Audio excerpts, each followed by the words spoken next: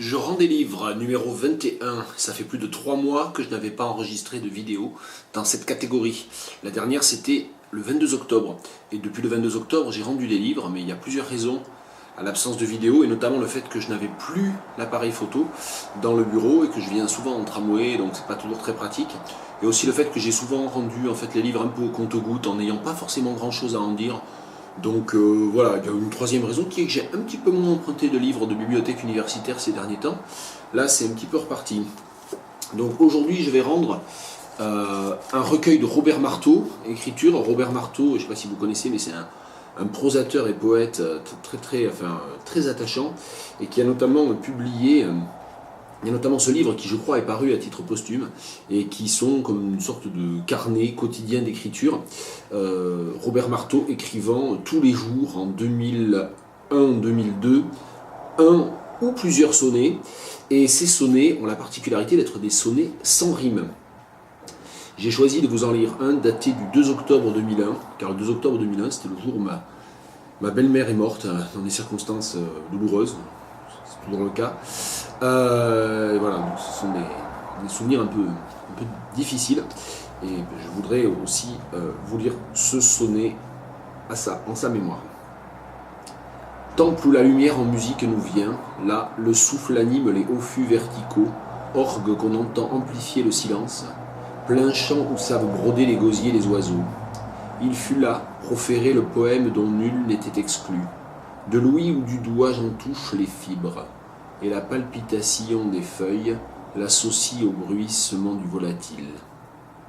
L'air, la corde vocale à la hache qui cogne, au bec qui frappe, aux fruits qui tombent au menu bois, rompu, s'accorde. Cœur, noyau, amant secret reçoivent le sang spirituel qu'ils diffusent, pour en vérifier la matière. Rien n'est, sa propre fin, tout vit pour l'accomplissement.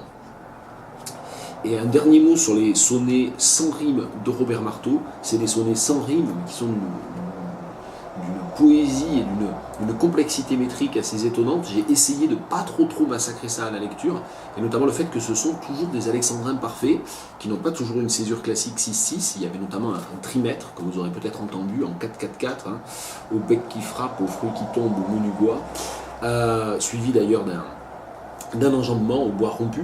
J'ai un peu raté l'enjambement d'ailleurs. Et c'est pour dire aussi que si j'ai fait certaines diérèses, c'est parce qu'elles sont obligatoires pour respecter l'alexandrin. Alors j'espère aussi qu'on n'a pas trop entendu les alexandrins, parce qu'un des avantages de ne pas avoir de rime, c'est que visuellement ça va se lire comme un sonnet, mais à l'oreille évidemment on n'a plus du tout de repère, on est un peu perdu. Et pourtant, entre autres éléments de métrique ou de structuration poétique classique, Robert Marteau respecte l'opposition forte entre le 8-1 et le 6-1. L'associe au bruissement du volatile, c'est le dernier vers du 8-1, et ensuite il y a une vraie rupture avec l'air, la corde vocale, la hache qui cogne, etc. Voilà, c'était Robert Marteau, en mémoire aussi de la mère de mon épouse. Je vais rendre un des nombreux livres de prose de Jacques Réda. Alors Jacques Réda, moi je préfère son travail comme poète, et j'ai beaucoup de livres de lui à la maison. Les livres de prose, j'en ai pas beaucoup, parce que je suis plus partagé.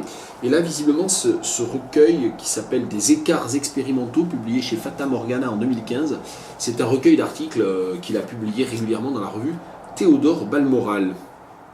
Et je vais vous en lire un extrait d'un chapitre qui se nomme Rêver. Où sont cependant passés les rêves? Je crois que je viens d'en faire un qui semblera aussi incohérent et fumeux que ceux sur lesquels on n'exerce pas de contrôle. Un de leurs principaux caractères n'est-il pas de se dérouler aussi au présent, et avec une indifférence parfaite envers la localisation et la chronologie? On dirait que, borné par la matière et les lois qui la gouvernent sévèrement, le possible y donne libre cours à son imagination foisonnante, et y réalise quand même ce que la réalité lui interdit, au bénéfice ou au détriment d'un seul vérificateur auquel il emprunte la teneur de ses chimères, sans lui accorder de pleine initiative dans leur choix et leur agencement. Mais à travers cette autre matière mentale mémorielle, affective qui l'embrasse, le possible manifeste aussi la temporalité et la non-localité de la syncope active à tous les niveaux de l'univers, dont nous sommes prisonniers du rythme qu'elle lui imprime, tantôt voués à nous débattre comme dans les rêves, tantôt, là où musicalement elle accepte de se laisser atteindre, à la laisser nous balancer au creux de son rocking chair. Et il y a un passage un petit peu moins cérébral que j'aurais voulu vous lire sur le paysage. C'est à la, ouais, ça s'appelle Gravité des plateaux. C'est à la page 116. Alors il parle, pour essayer d'être... ouais, il faudrait tout lire en fait, parce que là ça va être un peu abrupt. Bon, en fait bref, il explique que le rythme de la contemplation entre le regard de celui qui regarde et le paysage se manifeste toujours admirablement pour lui sur un plateau, en moyenne montagne. Donc à propos des plateaux. Il en est de toute taille, et sans doute mon apprentissage remonte-t-il au temps de l'enfance, doté de cet avantage qu'elle nous accorde de pouvoir fréquenter l'immense dans les limites d'un pré. Il m'en est resté le sens d'une relativité confortable et qui m'a pleinement procuré, sur les causses de la Lozère, ce que des intrépides vont chercher en Bolivie ou au Tibet. Tibet qu'il écrit avec un H d'ailleurs, T-H-I-B-E-T. Préciosité ou archaïsme, je sais pas. Autre livre, alors lui que je n'ai fait que parcourir, c'est un petit peu un hasard si j'ai emprunté ce livre, mais les hasards sont souvent heureux. C'est une thèse en fait, publiée aux éditions PUF, collection Perspectives critiques, Alexandra Léniel-Lavastine, et ça s'appelle Sioran Eliade Ionesco, l'oubli du fascisme. Et la thèse d'Alexandra Léniel-Lavastine, qui, de par ce que j'ai pu parcourir, est extraordinairement documentée, appuyée, comment dire, argumentée finalement, et que, alors déjà, elle revient sur la jeunesse fasciste ou fascisante de Sioran et de Mircea Eliade. Alors pour Mircea Eliade, j'avoue que je le savais, pour Sioran j'étais moins au fait, donc je suis allé regarder un peu dans le détail, et il y a des preuves abondantes et assez confondantes, bon, qui comme pour Céline inciteraient quand même à reprendre un petit peu toute la deuxième moitié de son œuvre avec pas mal de pincettes. Bon, heureusement, ça fait un bon moment que je lis plus trop Sioran, donc j'ai pas trop non plus à le sacrifier en fait à quoi que ce soit, puisque de toute façon je ne le lisais plus. Et ce qui est le plus intéressant en fait, c'est la manière dont elle décrit l'après-guerre, l'immédiate après-guerre, et la façon dont Ionesco, qui avait pris ses distances, qui n'était pas du même bord idéologique, va finir par en quelque sorte récupérer Eliade et Sioran, et comment ils vont finir par former une sorte de ce qu'elle décrit comme une triade, hein, c'est d'ailleurs le titre du livre, Sioran, Eliade, Ionesco, l'oubli du fascisme, une sorte de triade dans laquelle évidemment on va essayer d'effacer au maximum, de sous-estimer au maximum, ou de reléguer dans l'oubli au maximum, avec la complicité d'ailleurs volontaire ou involontaire d'un certain nombre de cénacles intellectuels français, le fait que Sioran et Eliade avaient pas mal flirté avec les idéologies fascistes et totalitaires de l'entre-deux-guerres. Tiens, j'ai la fiche de la nuit de la lecture qui se casse la figure derrière moi. Je crois que la fiche de la nuit de la lecture, elle n'en revient pas d'apprendre que Sioran, Eliade et Ionesco ont pu participer de ce genre de machination presque en fait. Donc je ne l'ai pas lu en entier, mais c'est presque en fait comme une sorte d'enquête aussi. Je vais juste lire le début du chapitre 8, alors je dois avouer que je ne me souviens plus si c'est le chapitre 8, c'est le chapitre 8 d'une partie donnée quand même. Non, c'est les grands chapitres, pardon, autant pour moi. Le début du chapitre 8, c'est composé de 10 chapitres et une conclusion. L'après-guerre et les chemins incertains de l'exil. C'est juste pour vous donner une petite idée de ceux dont il retourne.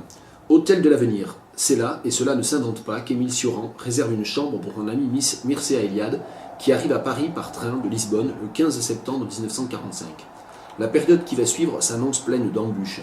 Eliade le sait, lui qui se disait encore convaincu il y a peu que le nouvel ordre anglo-bolchevique, c'est une citation, issu de la libération, ne voudrait pas de gens de son espèce et qui, dans son journal du 23 septembre 1942, anticipait déjà son incapacité future à, citation, s'intégrer au chaos paradisiaque, fin de citation, qui risquait d'advenir si par malheur les Alliés gagnaient la guerre. C'est dire que la réalité vécue de ces années-là nous porte loin du cliché a posteriori d'une France terre d'élection, pour ainsi dire promise aux trois écrivains depuis leur réveil à la vie intellectuelle. Et en fait, toute la thèse aussi, une partie de la thèse consiste à montrer en quoi, tous les trois, ils ont cherché à essayer de montrer que depuis toujours, leur aspiration était vers Paris, leur aspiration était vers une forme d'universalisme des Lumières, alors qu'en fait, au moins pour deux des trois, c'est faux. Mais même pour Ionesco, elle montre en quoi c'est en grande partie une construction et une machination. et aussi en quoi Ionesco a rejeté très longtemps sa roumanité, en fait, a essayé de se franciser au maximum. Je continue. Un monde sépare en effet cette légende tardive des hésitations persistantes qui les taraudent jusqu'en 1948, rentrée en Roumanie ou pas, incertitude de surcroît dominée par un anonymat douloureux, sans parler de la terreur qui les saisit à l'idée que leur passé politique et diplomatique soit découverte. La France de Pétain convenait encore à peu près à Eliade et Sioran, mais la France universaliste, démocrate, maçonnique pour Eliade, décadente pour Sioran, incarne tout ce qu'ils combattent idéologiquement depuis 2 décennies. Le cas de Ionesco est certes différent, etc. Et je vous invite à lire, j'ai juste lu ce petit extrait de la page 383, mais je vous invite à approfondir, c'est tout à fait sidérant. Et le dernier chapitre que j'ai lu en entier est vraiment passionnant, il s'appelle L'art du camouflage, les stratégies sociales.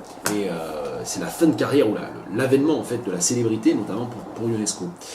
Je poursuis cette série. Je vais rendre le numéro 23 de l'année 2008 de la revue de pensée et d'art plastique La part de l'œil, la peur des images, dans laquelle j'ai notamment lu un très bel article de Claudine Vassas qui s'appelle L'image à sa place, et un article de Claude Pouzadou, comment ne pas se passer des images. Alors je ne peux pas faire durer trop longtemps cette vidéo, donc je montre juste la couverture et je n'en parle pas plus. Et enfin, je vais rendre un 5e livre qui est ce livre de Pierre Rosenberg et Renaud Tamperini sur Chardin, que j'ai emprunté avec le célèbre autoportrait au Bézicle je crois pas qu'il s'appelle comme ça d'ailleurs, enfin, il est souvent connu comme autoportrait au Bézicle et au Baudet de nuit de Chardin, qui est vraiment exceptionnel. Alors j'aime beaucoup Chardin, et la raison pour laquelle j'ai emprunté ce livre, c'était déjà pour me rafraîchir la mémoire et pour lire des choses un petit peu plus cohérente. Tiens, il y a un vieux marque-page de février 2012 là-dedans. C'est moi qui l'ai laissé. Je vais le récupérer. La raison pour laquelle j'ai emprunté ce livre sur Chardin, c'est parce que j'ai lu récemment, et c'est dans la dernière vidéo, je range mon bureau, la numéro 34 je crois, j'ai lu Rien n'a cette magie de Suzanne Doppelt. Et Rien n'a cette magie de Suzanne Doppelt est un très joli petit livre de prose poétique, qui est aussi un livre d'esthétique, d'histoire de l'art. Enfin, c'est un livre très très très multiple, à multiples entrées on va dire, et dans lequel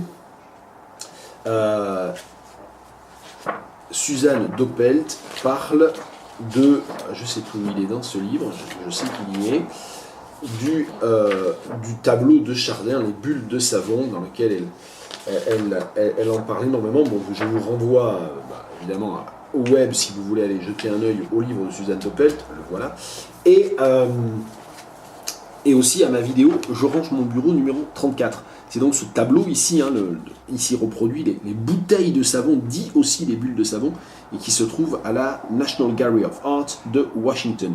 Et donc Suzanne Doppelt ayant écrit tout ce texte sur ce texte-là, moi j'ai voulu un petit peu avoir remonté à une approche beaucoup plus, on va dire, objective, de type histoire de l'art au sens classique, et c'est pour ça que j'ai lu ce livre, que j'ai emprunté et lu, parcouru, pas lu en entier, lu de longs passages, admirer tout simplement les tableaux de Chardin dans des reproductions papier qui sont toujours quand même plus parlantes, de meilleure qualité que ceux que l'on trouve sur un écran d'ordinateur. Regardez ça, si c'est magnifique. Les grugeoirs avec son pilon, un bol, 2 oignons, chaudron de cuivre rouge et couteau. Même les titres sont géniaux en fait chez Chardin. C'est quand même génial. Je ne sais pas exactement ce qu'est un égrugeoir, mais j'adore ce tableau, ce fond, cette pâte là sur le chaudron. Il y a les jeux d'ombre extrêmement subtils, l'état de décomposition inégal, enfin asymétrique des 2 oignons. Enfin, c'est vraiment génial. Voilà, j'aime Chardin. Bon, voilà. on va s'arrêter là. Bonne semaine à tous, puisque nous sommes lundi. Pour ceux qui regardent ça le jour même, hein, pour les autres, je ne sais pas. Il y a parfois des gens qui s'égarent sur ces vidéos des mois après, donc je peux leur souhaiter bonne semaine quand même. Allez, bonne semaine à tout le monde.